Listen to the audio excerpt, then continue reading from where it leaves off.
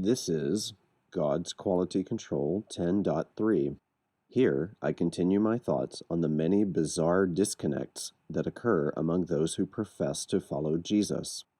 In this video, I'll continue to explore the question whether Jesus was in fact a compassionate figure, and thus whether the shocking lack of compassion among his followers is indeed the grotesque hypocrisy it might seem to be.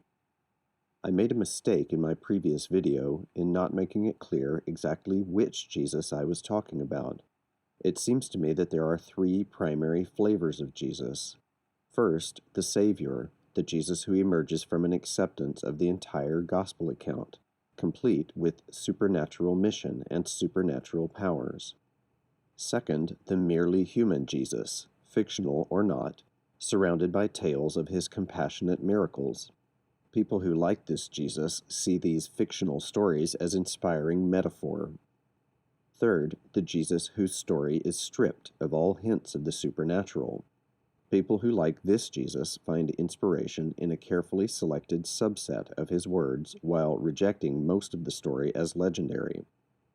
It was the second flavor of Jesus that I intended in the previous video, but I didn't make that clear, and I apologize for the oversight. Fortunately, some of you called me on it, which prompted me to think it through, always a good thing, and to make this video. I'll leave it to you to decide whether that was a good thing. You who spoke up mentioned that Christians would likely defend Jesus' cavalier attitude towards suffering, especially with respect to his efforts to get himself crucified rather than devoting himself to alleviating human misery. Christians would say that he rightly focused primarily on his mission to save the world from eternal suffering in the afterlife, leaving little time for him to address all the temporary suffering of this life. That is the first Jesus, the supernatural character who came to save us from hell. It is very illuminating to ask whether that Jesus would inspire compassion in his followers. Let's have a look. In Matthew chapter 19 and Luke chapter 18, Jesus declares that the kingdom of heaven belongs to children. This is usually interpreted to mean that children are guaranteed a place in heaven. In Matthew chapters 7 and 22 and Luke chapter 13, Jesus proclaims that a vanishingly small fraction of humankind will be allowed into heaven.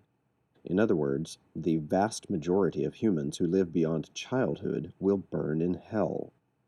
Compassion leaves room for only one course of action: kill all children, those alive now and any who are born in the future, to ensure their entrance into heaven by preventing them graduating from childhood into almost certain doom.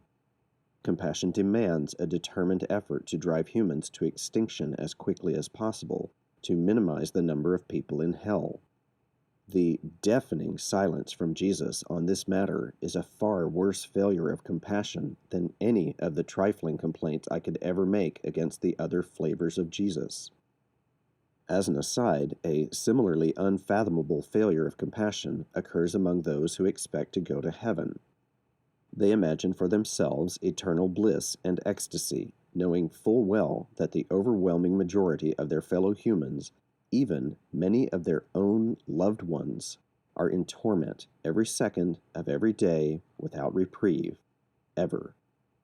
These saints will even spend much, if not all, of their eternity falling on their faces to praise and glorify the hideous creature who condemned the rest of us.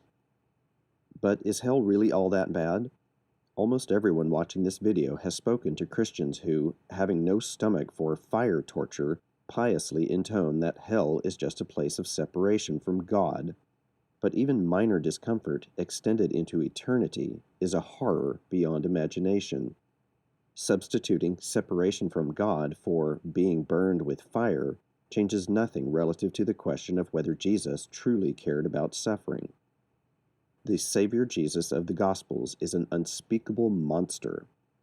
Given this conclusion, it is clear that modern Christians are innocent of the charge of hypocrisy with respect to their shocking lack of compassion. They are simply following Jesus' lead. That's 10.3. Thanks for watching.